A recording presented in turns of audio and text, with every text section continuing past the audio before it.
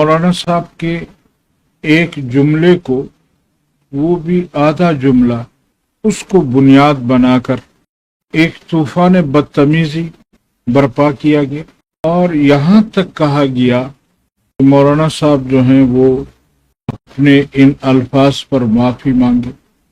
حیران ہوں، اگر ان اداروں میں جرت ہے تو وہ ذرا مولانا صاحب کی پوری تقریر نشر کر کے دکھائیں، مولانا صاحب کے پورے جملے کو کاٹ کر، سیاق و سباق کو چھوڑ کر، اس کو جس طرح مورد الزام ٹھہرایا گیا۔ لیکن آج جمعیت علماء اسلام کے سوشل میڈیا کے ورکروں کا شکریہ ادا کرتا ہوں کہ جنہوں نے سوشل میڈیا پر آڑے ہاتھوں لیا، اور شاعر کہتا ہے تم دیے بادیہ مخالف سے نہ گھبرائے اوقات، یہ تو چلتی ہے تجھے اونچا اڑانے کے لیے۔ وہ جتنا بھی کوشش کرتے ہیں کہ مولانا صاحب کی پاپولیرٹی، مولانا صاحب کی اہمیت کو پاکستانی سیاست میں کسی طرح کم کیا جا سکے، یا مولانا صاحب کو بھی کسی علاقے تک، کسی صوبے تک محدود کیا جا سکے، مولانا صاحب کی آواز وہ قوم اور ملت کی آواز نہ بن سکے۔ لیکن الحمدللہ ثم الحمدللہ آج مولانا صاحب مخالفین کے حوصلوں پر، مخالفین کے دلوں پر ایسے حاوی ہو چکے ہیں، مولانا صاحب کو کی سمجھ نہیں آ رہی ان کو کہ ہم کس طرح اس شخص کو لوگوں کے دلوں سے نکال سکیں۔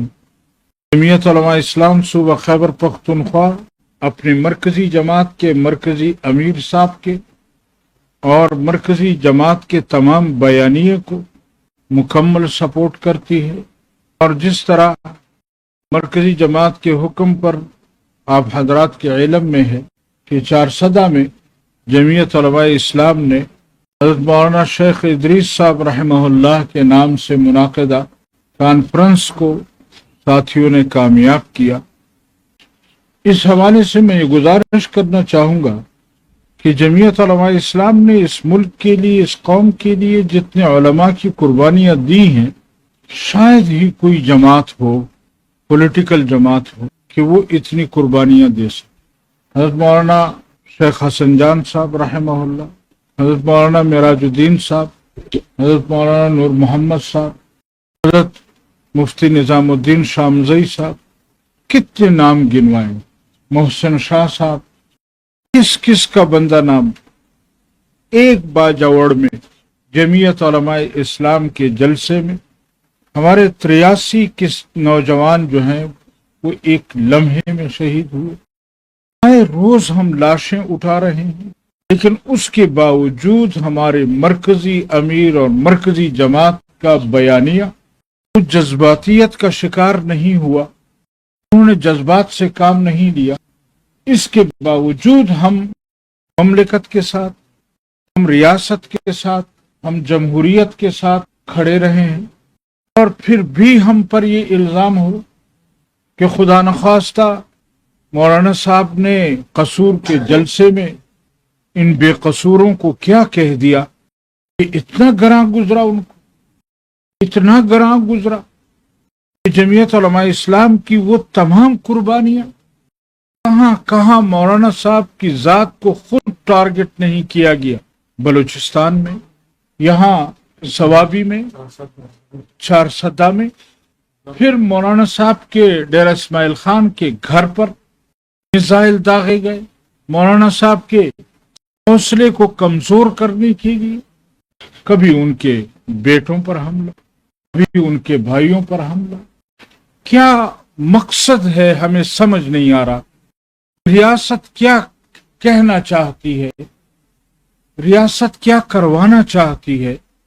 میں ایک دفعہ پھر کہتا ہوں، اگر جرت ہے تو مولانا صاحب کے قصور کے جلسے کو آن ایئر چینلز پر چلایا جائے کہ وہاں انہوں نے پوری تقریر کس چیز پر کی۔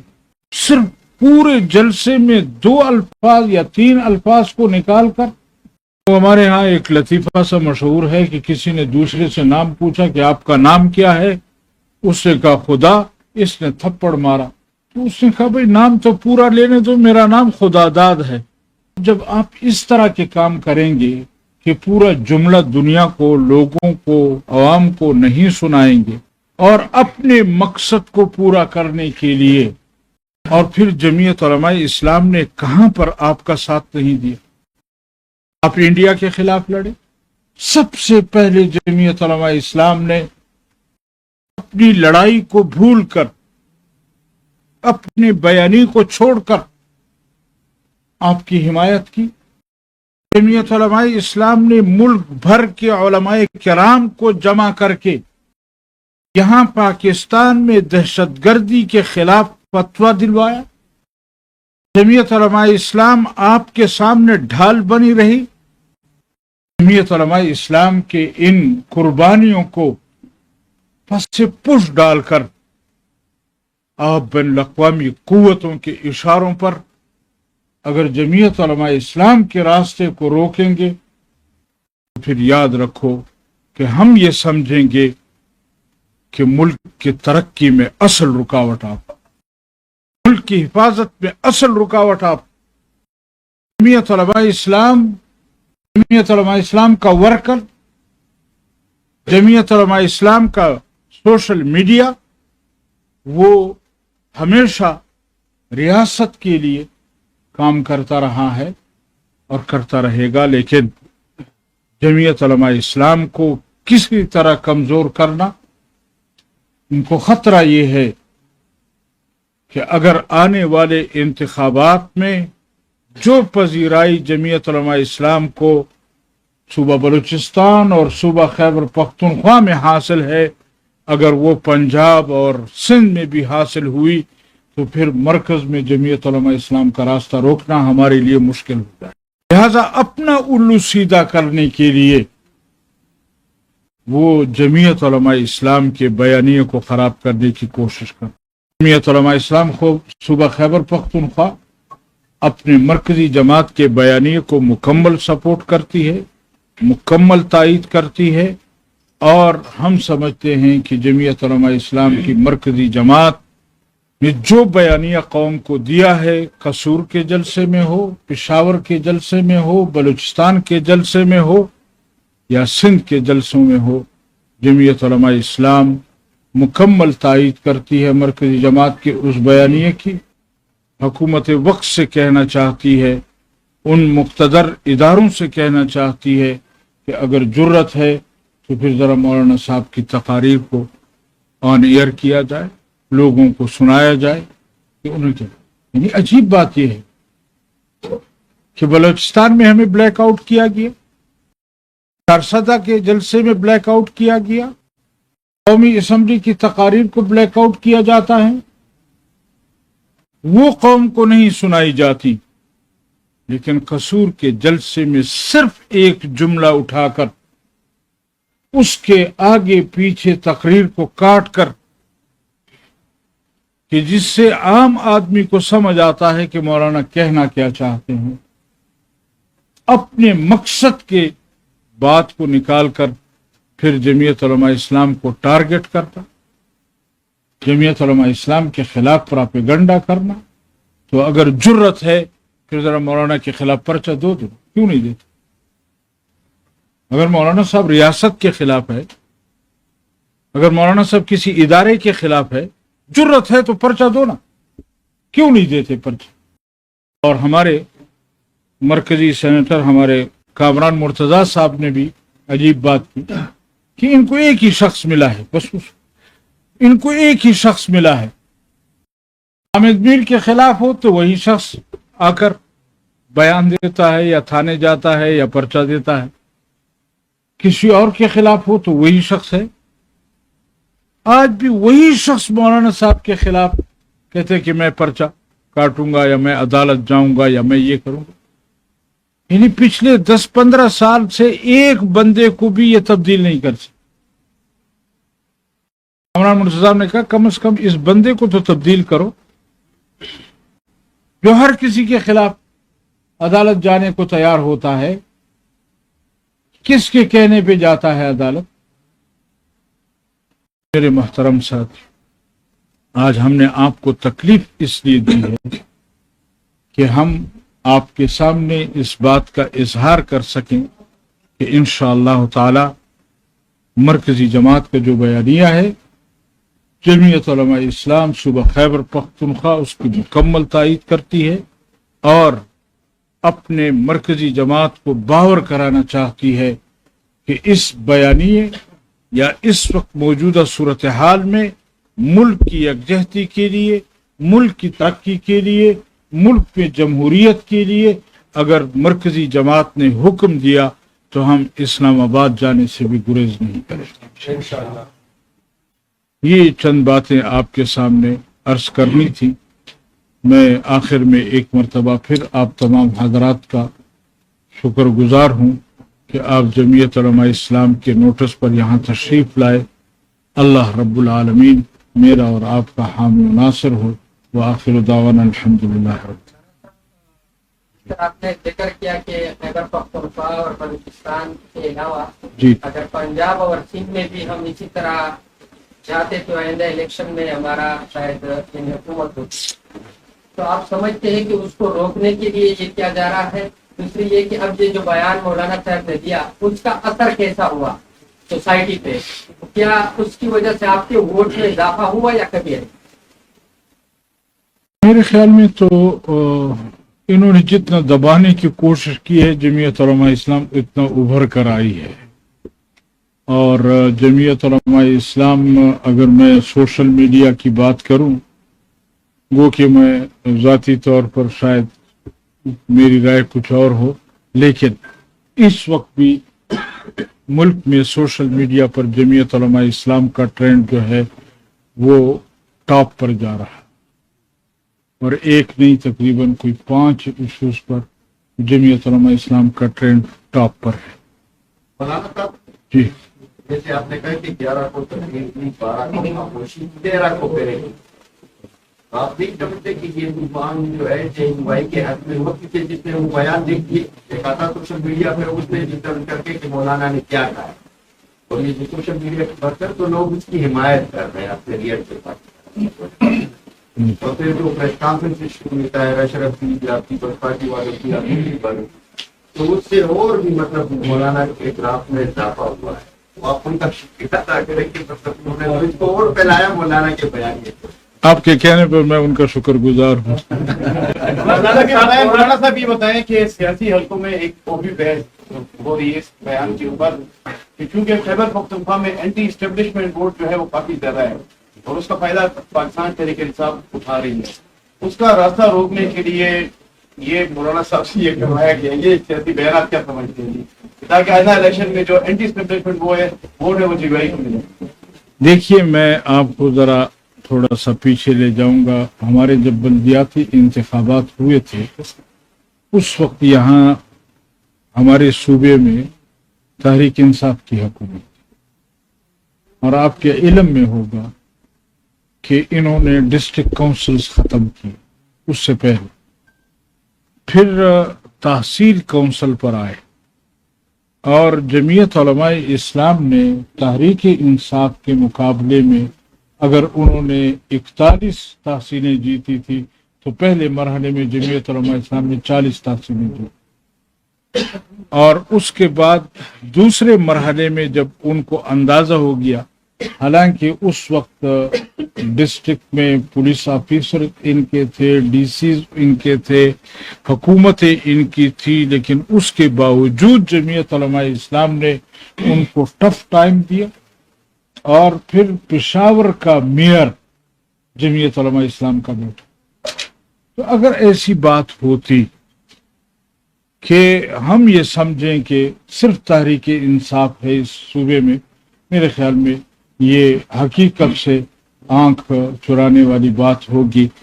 حقیقت یہ ہے کہ اس قوم نے جمعیت علماء اسلام کو ہمیشہ پذیرائی دی ہے، ہمیشہ قوت دی ہے، لیکن ہمارے الیکشن آپ کے بھی علم میں ہے کہ کس طرح ہمارے ووٹوں پر ڈاکہ ڈالا جاتا ہے، کس طرح ہمارا ووٹ چوری کیا جاتا ہے، کس طرح ہماری سیٹیں چوری کی جاتی ہیں۔ یعنی اس وقت بھی मरकजी अमीर साहब को यहाँ तक कहा गया कि हमने आपके सूबे में आपसे 9 जीती हुई सीटें ली। हमारे मरकजी अमीर साहब ने उनसे कहा कि 9 नहीं 19 सीटें आपने हमसे जीती हुई ली। अभी गुज़श्ता दिनों में गया था गिलगित बल्तिस्तान, आपकी भी इल्म में। गिलगित बल्तिस्तान में हमें यकीन था कि जमीयत उलमा इस्लाम इन 2 हलकों में या 3 हलकों में जीत रही, और इसका इकरार खुद बिलावल भुट्टो साहब ने किया। अब जब स्टैब्लिशमेंट इदारे इस तरह के काम करेंगे तो फिर आम आदमी का, आम वोटर का अपने वोट पर से एतमाद खत्म होगा या नहीं होगा? इस जमहूरियत पर से एतमाद खत्म होगा या नहीं होगा? किस तरह एतमाद दिलाएंगे कि आपने जो राय इस्तेमाल की है वो सही है? मौलाना साहब ये बताएं कि खैबर पख्तूनख्वा और बलूचिस्तान में जो कुछ हो रहा है इसके असरात तो पूरे मुल्क पर पड़ रहे हैं, इसके लिए क्या करना चाहिए सूबाई वफाकी हुकूमत को कि ये हालात की तरफ जाए, अफगानिस्तान के साथ मुज़ाकरात करें, और फिर इन हालात में क्या मौलाना परमान साहब को ये बयान जारी करने की जरूरत थी? कौन सा बयान? जो उन्होंने वो शहदा के हवाले से वो जो आपने कह रहे क्यों, कौन सा बयान हुई? वही जो उन्होंने कहा था कि शहदा जो है ना उस तरह पैसे लेते हैं, वो शहीद होते हैं, वो बयान। यही तो मैं कह रहा हूँ कि उनकी तकरीर पूरी सुनाई जाए ना, जरा जुर्रत करें कि जो मौलाना साहब की जो तकरीर है वो जरा पूरी सुनाए हमें कि क्या कहा है उन्होंने। तो आपने कहा कि मरकजी क़यादत की भरपूर हिमायत करते हैं, ये बताइए कि फौज जो है कुर्बानी देना, क्या फौज की कुर्बानी क्यों भी आप सपोर्ट करते हैं? देखिए, अगर आप सिर्फ फौज की बात करते हैं कि वो कुर्बानियां दे रही हैं और कोई कुर्बानियां दे रहे नहीं दे रहे, मैं अपने उलमाए किराम की लिस्ट लाता हूँ, मैं अपने मदारिस की लिस्ट लाता हूँ, मैं अपने मस्जिदों की लिस्ट लाता हूँ, मैं अपने तलबा की लिस्ट लाता हूँ, फिर जरा मुआजना करें कि कौन कुर्बानी दे रहा। कल भी आपके बन्नू में जो कुछ हुआ, लकी मरवत में जो कुछ हुआ, तो यही कह रहे हैं कि उनको एहसास जिम्मेदारी कब होगा? तिमरगरा में जो कुछ हुआ, एहसास जिम्मेदारी किसकी जिम्मेदारी है? हमें तो कहा जाता है कि आप नाम न लें और तनख्वाह तो सब, हमें तो कोई शक नहीं है कि सब तनख्वाह लेते हैं, लेकिन हम जो उनको अप्रिशिएट करते हैं या उनको करते हैं कि हम उनके इस कुर्बानी के जज्बे को, लेकिन ये कहना कि सिर्फ हम कहें हमने कुर्बानियां दी हैं, हमने इस मुल्क को बचाया है और कोई नहीं है, मेरे ख्याल में ये भी मुनासिब नहीं है कि आप मेरी कुर्बानियों पर तो पानी फेरें और अपनी कुर्बानियां कौम के सामने रखें कि मुल्क को कौम के लिए अगर कुर्बानी दी है तो सिर्फ एक इदारे ने दी है। कौन सा इदारा है जिसने नहीं दी? क्यों, अगर आप इत्तेहाद की बात करेंगे तो फिर बहुत पीछे जाएं तो कौमी इत्तेहाद भी सियासी जमातों का इत्तेहाद था, फिर उसके बाद हमारे अपने आपस में एक दूसरे के साथ इलेक्शन भी हुए, हम एक दूसरे के खिलाफ मैदान में भी उतरे, हमने सन 77 में पीपल्स पार्टी के खिलाफ एक तहरीक भी चलाई, तहरीक निज़ाम मुस्तफ़ा कहा गया उसको, फिर हम जब बेनज़ीर के साथ हुकूमत में यहाँ शामिल हुए तब भी आपने तो इतराज हर सूरत में करना है। आप सहाबियों को तो हम वो मना नहीं कर सकते कि आप किस पर इतराज करें किस पर न करें, लेकिन जमीयत उलमा इस्लाम मुल्क की सियासत को भी समझती है, मुल्क के हालात को भी समझती है, और इन हालात के तनाजुर में जमीयत उलमा इस्लाम अपने जमाती इदारों के अंदर बैठकर फैसला करती है कि उसने इस वक्त मौलाना साहब की तरफ से अगर हमारे ऊपर ये बात आती, हम इन अदालतों के सामने कभी भी पेश न होते और हमारी राय होगी कि मौलाना साहब इन अदालतों में जाने के लिए कभी तैयार नहीं होंगे। मौलाना साहब और एस्टेब्लिशमेंट के बड़े अच्छे रिलेशन आपके साथ آپ کے ساتھ بھی اچھا ریلیشن ہے جی بڑے اچھے ریلیشن تھے. اینٹی اسٹیبلشمنٹ بیان ایک دو دن کے لیے ایک یاد دلا کر بیان کرا کر تو آپ نہیں سمجھتے کہ ایک صورتحال مولانا صاحب کو حوالے سے اپنی بیان یا موقع دیے مولانا صاحب دور کریں یعنی کام وہ غلط کریں غلط فہمیاں ہم دور کریں. ہاں تو میں تو کہہ رہا ہوں نا کہ وہ جرت کرے نا ذرا مولانا صاحب کی پوری تقریر لائیں اس کو آنے کر لائیں اس کو میڈیا کے سامنے کہ مولانا صاحب نے کس تناظر میں کیا بات کی. مولانا صاحب کو پہلے حوالے سے موقع اٹھایا گیا. یہ کہا جا رہا ہے کہ تحریک انصاف اور دین بھائی کا طریقہ ہے قربانی کے حوالے سے آپ کیا کہیں جو کرتے ہیں. دیکھیے ایک چیز آپ کو بھی واضح کر دوں کہ ایک فوج کا سپاہی ہے جو اگلے مورچے پر ملک کے لیے لڑتا ہے ایک اس کی قربانی اور ایک ہمارے جرنلز حضرات کی قربانی ہے. تو اس کی وضاحت آپ کر دیں کہ جرنل حضرات کی کیا قربانیاں ہیں اور عام سپاہی کی کیا قربانی. فوج کے ادارے کے اندر عام سپاہی ہماری آنکھوں کی پلکیں ہم ان کی قدر بھی کرتے ہیں ہم ان کی پذیرائی کے لیے سب کچھ کر دیتے ہیں. اور ایک یہ ہے کہ جنرل صاحب کہیں کہ آپ ہمیں بھی کچھ نہ کہیں ہمیں بھی اسی طرح ٹریٹ کریں ہمارا بھی اسی طرح خیال رکھیں. تو یہ دو چیزیں متضاد ہیں کہ میں مدرسے کے محتمم کو بھی وہی عزت اکرام دوں اور مدرسے کے اندر قاعدہ اور سپارہ پڑھنے والے کو بھی وہی دوں تو ماحول الگ ہوتا. اب جنرل صاحب کہتے ہیں نہیں آپ مجھے بھی کچھ نہ کہیں میں جو کچھ کروں میری مرضی ہے نہ میری عقل کسی کی پابند ہے نہ میری محنت کسی کی پابند ہے. میرے خیال میں یہ درست نہیں ہے. اگر ہم سیاسی جماعتوں پر تنقید کر سکتے ہیں ہم صدر اور وزیر اعظم پر تنقید کر سکتے ہیں یا تو پھر یہ کہیں کہ ہمارا ادارہ جو ہے وہ سیاست سے کوئی تعلق نہیں رکھتا. اور بعض جنرل آ کر ٹی وی پر کبھی کبھار کہتے بھی ہیں کہ ہمارا سیاست سے کوئی تعلق نہیں. لیکن اگر واقعاتاً ان کا سیاست سے کوئی تعلق نہیں ہے الیکشن میں کوئی دھاندلی نہیں کرتے الیکشن میں ان کا کوئی کردار نہیں ہوتا تو پھر تو ہم بھی کہیں گے کہ ہم نے غلط کیا. لیکن اگر وہ الیکشن میں بھی اپنی دھاندلیاں کرتے رہے یعنی عجیب بات یہ ہے کہ اس 24 کے الیکشن میں میری معلومات کے مطابق 70 ارب روپیہ ایک صوبے سے انہوں نے نکالا. پتہ ہے کس طرح ہم ان کو کہیں. اب یہ کہتے ہیں کہ آپ حافظ جی یا نابینا کو نابینا نہ کہیں. وہ بتائیں کہ اگر نابینے کو نابینا نہیں کہیں گے تو کیا کہیں گے اس کو. مولانا صاحب وہ بھی معلومات کے مطابق ان کا کام واقعی سیاست نہیں ان کا کام وسائل سے ہے. اگر وسائل آپ انہیں دے دیں تو میرے خیال میں وہ سیاست میں پھر وہ نہیں کرے گی. سیاست کے بغیر وہ وسائل نہیں. میں گزارش کروں اگر آپ نے اپنے گھر کی چوکیداری کے لیے کسی چوکیدار کو رکھا ہے اور وہ چوکیدار کہے کہ میں تو گھر میں بیٹھ کر سب کچھ اڑاتا رہوں گا کھاتا رہوں گا پیتا رہوں گا یہ دشمن سے حفاظت آپ کا اپنا کام ہے اس سے میرا کوئی سروکار نہیں ہے آپ ایسا چوکیدار رکھیں گے. آپ سے پوچھنا تھا آپ ایسا چوکیدار رکھیں گے. لوگوں کو سوالات بھی بھیجے